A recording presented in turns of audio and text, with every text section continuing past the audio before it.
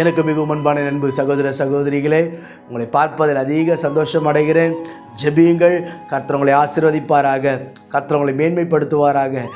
ஒருவேளை உங்கள் வாழ்க்கையில் நடந்து முடிந்த கசப்பான காரியங்களை யோசித்து ஒருவேளை கலங்கி நீ உட்கார்ந்து கொண்டு இருக்கலாம். எல்லாவற்றையும் அவர் உங்களுக்கு நன்மையாய் மாற பண்ணுவார். கர்த்தர் இந்த நாளை ஆசீர்வதிக்கும்படி கர்த்தர் உங்களுக்காகவும் எனக்காகவும் கொடுத்திருக்கிற தீர்க்க தரிசனமான வார்த்தை என்ன என்று பார்ப்போம்.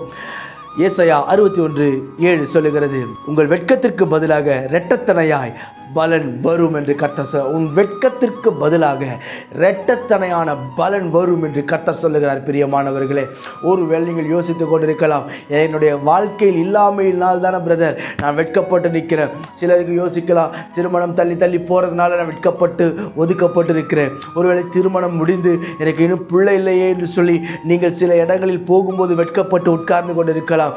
ஆண்டவர் இன்றைக்கு உங்களை பார்த்து சொல்லுகிறார், ஏதோ ஒரு வெட்கம் உன் முகத்தை மறைத்து கொண்டிருக்கலாம், ஏதோ ஒரு வெட்கம் உன்னை ஒதுக்கி கொண்டிருக்கலாம், ஏதோ ஒரு வெட்கம் ஜனங்களோடு சேர விடாதபடி, குடும்பத்தோடு சேர விடாதபடி உன்னை ஒதுக்கி நிறுத்தி கொண்டிருக்கலாம். ஆனால் இன்றைக்கு இந்த காலை வேளையில் கர்த்தர் உங்களை பார்த்து சொல்லுகிற ஒரு வார்த்தை என்ன தெரியுமா?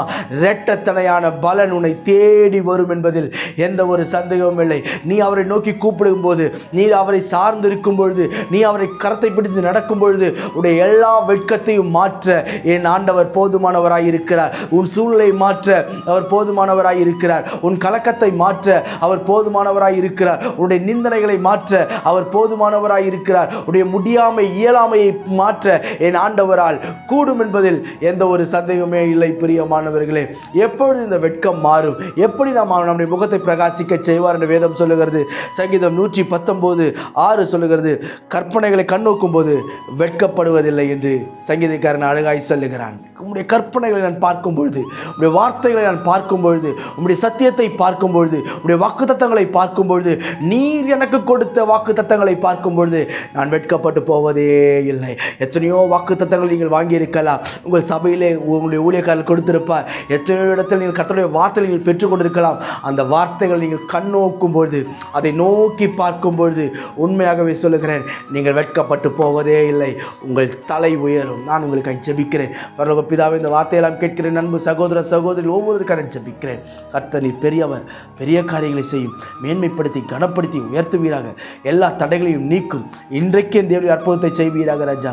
யாரெல்லாம் ஆண்டவரே இயேசுவே எனக்கு அற்புதம் செய்யும் என்று கேட்கிறார்களோ அத்தனை பேருக்கும் இப்பொழுது அற்புதம் நடக்கட்டும் என்று நான் ஜெபிக்கிறேன். மேன்மைப்படுத்தி உயர்த்தும், கனப்படுத்தி உயர்த்தும், எல்லா தடைகளையும் நீக்கும்.